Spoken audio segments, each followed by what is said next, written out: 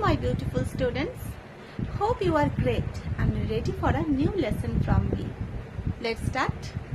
আমরা সবাই জানি পে মিন্স প্রদান করা বা পরিশোধ করা, PAY পে। কিন্তু এই পে ওয়ার্ডটার সাথে যদি একটা প্রিপোজিশন অ্যাড করি তাহলে মিনিংটা কিন্তু চেঞ্জ হয়ে ট্রান্সফরমেশন ঘটায়। দ্যাট মিন্স একটা গ্রুপ ভার্বের রূপ নেয়। আমার লেসনটা আজকে তার উপর। Number 1, pay for. That means punishment. You have to pay for that. তোমাকে তার জন্য শাস্তি পেতে হবে।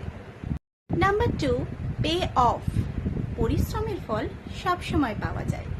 Hard work, pay off. Number 3, pay back. Take revenge, প্রতিশোধ নেওয়া। I will pay back. আমি এটার প্রতিশোধ নেব।